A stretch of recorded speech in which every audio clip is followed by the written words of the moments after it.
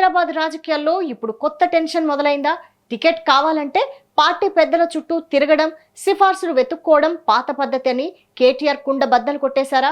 3 corporation ఎన్నికల్లో ticket ఆశిస్తున్న నేతలకు కేటీఆర్ పరీక్ష పెడుతున్నారా? కేటీఆర్ తెచ్చిన కొత్త రాజకీయ ఫార్ములా ఏంటి? ఆయన ఇచ్చిన షాకింగ్ స్టేట్మెంట్ ఇప్పుడు గ్రేటర్ బీఆర్ఎస్ నేతల్లో కంటి మీద కునుకు లేకుండా చేస్తోందా? అసలు కేటీఆర్ అమలు చేయబోతున్న ఆ కఠినమైన నిబంధనలేంటి? ఈ కొత్త వ్యూహం గ్రేటర్ ఎన్నికల్లో ఏ మేరకు ప్రభావం చూపబోతోంది?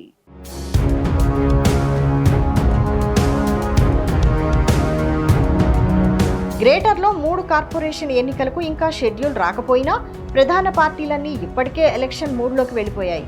శంకుస్థాపనలు, ప్రారంభోత్సవాలతో కాంగ్రెస్ ప్రజల్లోకి వెళ్తుంటే గ్రేటర్లో బలపడే ప్రయత్నాల్లో బీజేపీ బిజీగా ఉంది.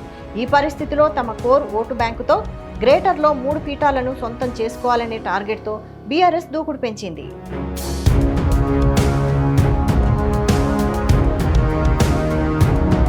బీఆర్ఎస్ పార్టీ ఫస్ట్ టైం పవర్లోకి వచ్చినప్పుడు ఏకంగా 99 కార్పొరేటర్లను గెలుచుకుంది. రెండోసారి అధికారంలో ఉన్నప్పుడు ఎంఐఎంతో కలిసి మేయర్ సీటును కైవసం చేసుకుంది. వరుసగా 10 ఏళ్లు గులాబీ పార్టీ చేతిలోనే మేయర్ సీటు ఉండడంతో హైదరాబాద్తో పాటు సిటీ శివారులో డెవలప్మెంట్ యాక్టివిటీ బాగానే చేపట్టారు. North to south, east to west సిటీలో అన్ని ప్రాంతాల్లో ఫ్లైఓవర్లు, అండర్ పాస్లు, కొత్త నిర్మాణాలు జరిగాయి. దీంతో గ్రేటర్ అభివృద్ధి విషయంలో కేటీఆర్కు మంచి గుర్తింపు దక్కింది. గత ఎన్నికల్లో బీఆర్ఎస్ ఓడినా గ్రేటర్ పరిధిలో ఒక్కటంటే ఒక్క సీటు కూడా కాంగ్రెస్కు దక్కకపోవడానికి తాము చేసిన అభివృద్ధి, ప్రజలకు తమపై ఉన్న నమ్మకమే కారణమంటున్నారు కారు పార్టీ నేతలు.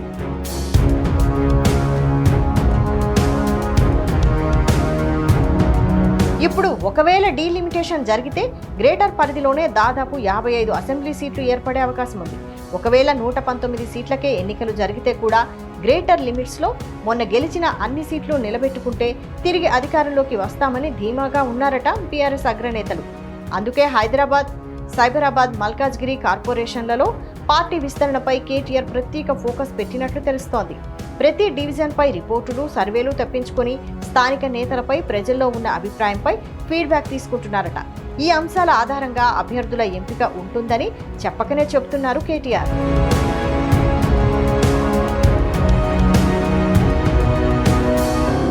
ఇప్పటి వరకు టికెట్ కోసం పార్టీ పెద్దల చుట్టూ తిరగడం, సిఫార్సులు తెచ్చుకోవడం, రాజకీయ ఒత్తిళ్లు తీసుకురావడం సాధారణంగా కనిపించేది. కానీ ఈసారి ఆ కల్చర్కు ఫుల్ స్టాప్ పెట్టాలని బీఆర్ఎస్ అధిష్టానం నిర్ణయించినట్లు తెలుస్తోంది. బీఆర్ఎస్ వర్కింగ్ ప్రెసిడెంట్ కేటీఆర్ ఇచ్చిన లేటెస్ట్ స్టేట్మెంటే ఇందుకు నిదర్శనంగా చెబుతున్నారు బీఆర్ఎస్ నేతలు.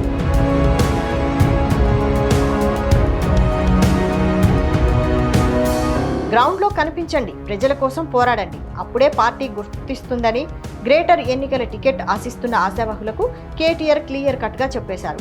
మాజీ కార్పొరేటర్ అయినా, సీనియర్ నాయకుడైనా, యువ నాయకుడైనా అందరికీ ఒకే రూల్ వర్తిస్తుందని అంతర్గత సమావేశాల్లో కేటీఆర్ కుండ బద్దలు కొట్టినట్టు చెప్తున్నారట. కేవలం నాయకులతో ఫోటోలు దిగడం, సోషల్ మీడియాలో పోస్టులు పెట్టడం, పార్టీ కార్యక్రమాల్లో కనిపించడం మాత్రమే సరిపోదని స్పష్టం చేస్తున్నారు. డివిజన్లలో ప్రజా సమస్యలపై పోరాటం, స్థానిక అంశాలపై ఉద్యమం, ప్రభుత్వ వైఫల్యాలపై ప్రజల తరపున గళమెత్తడం ఇవే అసలు అర్హతలుగా పరిగణించనున్నట్లు సంకేతాలిస్తున్నారు.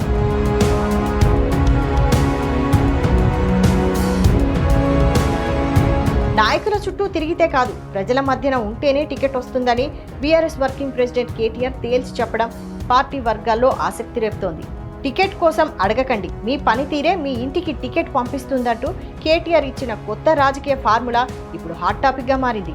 కేటీఆర్ ఇచ్చిన అవుట్ రైట్ ఇండికేషన్తో మాజీ కార్పొరేటర్లు, యువనేతలు, టికెట్ ఆశావహులందరిలో కొత్త టెన్షన్ మొదలైందన్న టాక్ వినిపిస్తోంది.